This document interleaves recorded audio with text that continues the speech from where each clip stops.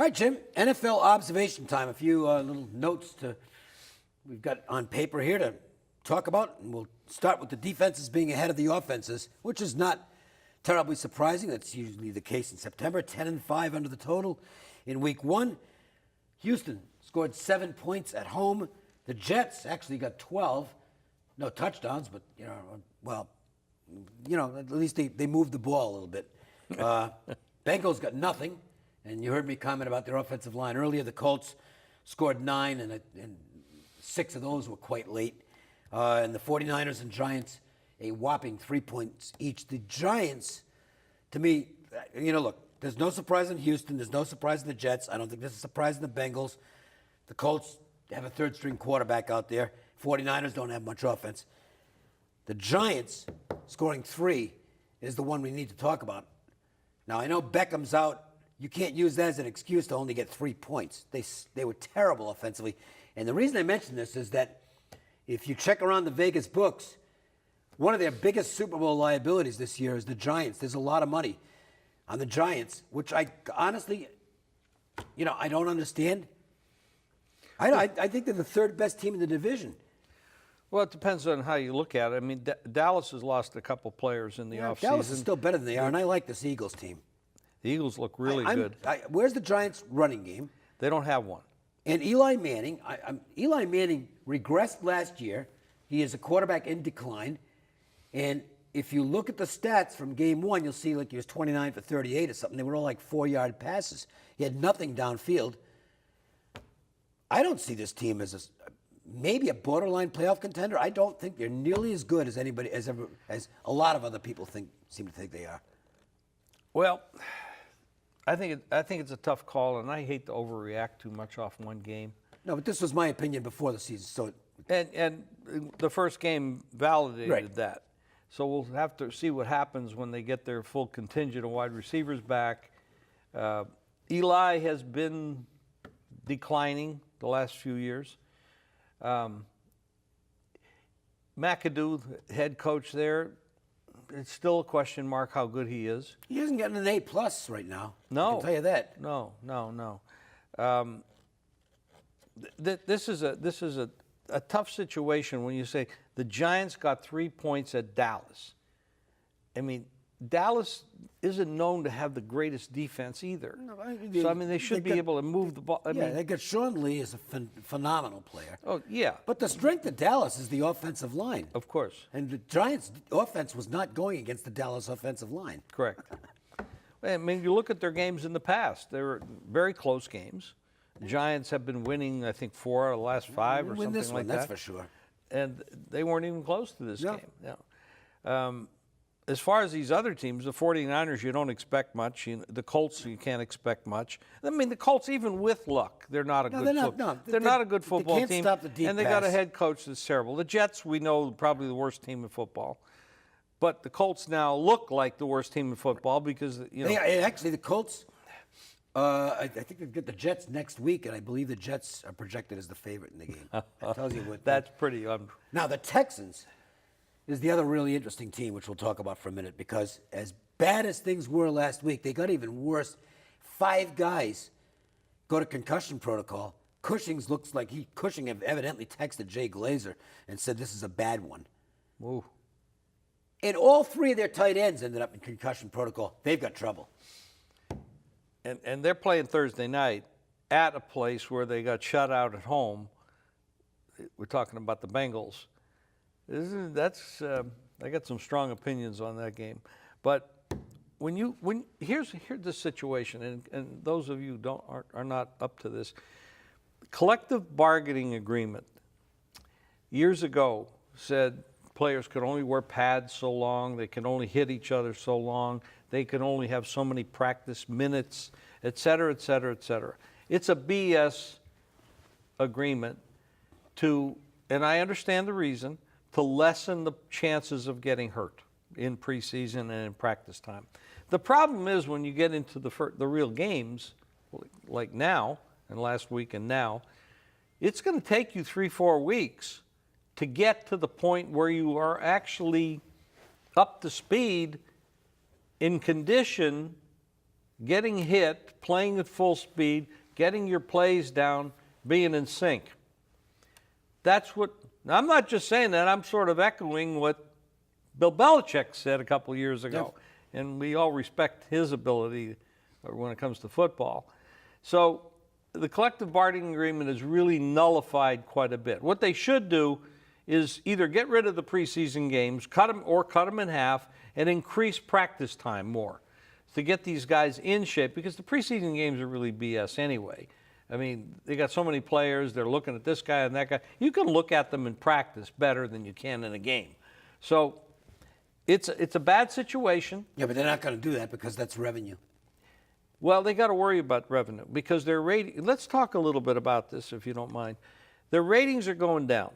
Okay, one of the issues, and I'm not getting into politics here, but the not standing for the flag, the national anthem, is not a good thing.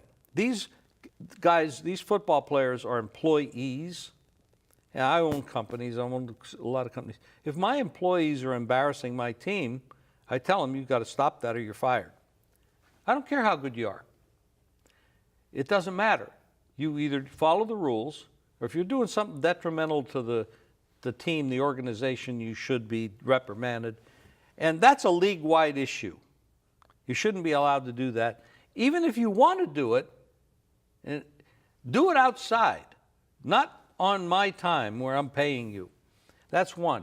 The officiating is absolutely horrible. Some of the calls last week, throwing Lane out of the game with Seattle, I mean, these things are ridiculous. Even replays obviously should be overturned or upheld, and they're not. They're losing fans because the quality they're putting on the field, and it goes back to the collective bargaining agreement as well. When you start game one, you should be prepared to play at your best.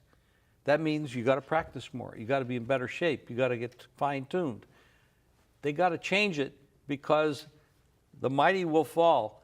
Their ratings are going down, and you're talking about money. Ratings going down is money. That's big money because they can't charge the advertisers the same kind of money when their ratings are 20, 30% less than they were a year ago. Look, I don't know. I'm not an expert on that stuff, so I kind of stay out of it. The only thing I can tell you is this. The NFL is the ultimate corporate venture. And I don't think we're living in a time frame where people are really thrilled with big corporations. And I think that ties into, and look, I mean, the fact is, ratings across the board for everything are down. Because there's a lot of other, like, what do I need a TV for? I don't need a TV, I got this. And everybody's got these. And mine's not even that good. Okay, you can do more stuff on this. I don't think it's a bad thing that ratings are down. Maybe it means that people are getting out there and interacting with other people and having fun and doing stuff. Good. I don't know. I mean, for me, I'm in my mid-60s. It's perfect. I get to sit around and watch football games all weekend long. Not like I'm going to be snowboarding anyway. All right, so I think with the younger audience, they're just not that interested in this stuff. They want to do other stuff. They want to get involved and do stuff themselves. Good for them. And so I think that all these other things, whether it's the guy standing for the national anthem or kneeling or whatever, officiating, I think it's all smokescreens for the fact that the game's just not as popular as it used to be. And they're using these excuses to say, well, that's why our ratings are dropping. No, it's not. If you add them all together and then factor in the other stuff, then I think that's why your ratings are dropping. And they have to do something. They're going to have to do something about it. Let me in the next CBA. Let me ask you this question: are the ratings down in NBA? Yeah. Are they down in baseball? Are they down in baseball? Oh yeah, they suck. They're terrible. They're down everywhere. Yeah. People, they're down on regular TV shows. People don't. I can't speak for what. I don't know. The guys behind the camera and the young ladies behind the camera, they can tell. You ought to have them on to talk about why the ratings are down because they can tell you what they're doing. I don't know what they're doing. I'm not their age. I can tell you one thing. When I was their age, I sure as you know what wasn't sitting home in front of the TV. I wasn't. I'm going out and having fun, and I think that's what a lot of younger people are doing. And I think that's contributing to the fact that the demographics are pointed The demographics indicate these sports are not doing well with the. It's not the millennials because the millennials are already adults. It's that whatever the next generation is called, Don't the know. post-millennials. Okay, that's my 2 cents on it. If you want to listen to excuses, there's 9 million excuses out there, and they all sound good. I don't think any. I think they're all bullshit myself. Okay? Well, somebody out there is getting the audience. Maybe it's not these sports, but someone out there is getting the audience. No, okay. Well, I'll tell you. Look, we don't relate to this. The esports, it's phenomenal. Okay. Look, Does everybody out there know what esports is? But Explain that's it. not my problem. I don't know what the hell they are. I don't know. I've never played them in my life. I'm never going to. These are games. Yeah, they're games. Online games. You can play. Why watch somebody else when you can play your own virtual game? The esports tournaments, phenomenal attendance, absolutely phenomenal attendance. And I'll guarantee you, when we get our new stadium here in Las Vegas in 2020 or 21, we'll end up having the esports championships at that new stadium, and they'll sell it out, and it'll get big numbers. It's just our generation has a lot of trouble realizing that the younger generation, 2 generations younger than us, don't have the same interests as we do, and we don't understand it. I don't have to understand it. I just understand that that's what it is. I don't have the same interest. I didn't have the same interest as my parents or my grandparents in particular, and the kids now don't have the same interests as we have, and that's good for them. They shouldn't. Our interest has been, and we're both been around this game for a long time. Our interest and my interest, and I think I speak for you as well, on the business side, is being able to be as good as I can be at what I do, whatever that is. In this world, it's picking winners against the point spread. I've done it for most of my life, and in public forum for almost 50 years, and I'm still damn good at it. And I collect more than I pay out. That's what my interest is on the business side. Being good at the business that I'm in, at what I do, at what I enjoy. Now, maybe that doesn't meld into what the younger or the 30s and the 40s and the 25s are doing. But that's fine. As a businessman, I want to go out and find out what it is I can invest in that they do like that I can make a profit at. Well, then don't invest in politics because they don't like the vote either. And you know what? Can't knock them on that one either. All right. Let's have a political show. Yeah, Boy, really. we'll turn some heads.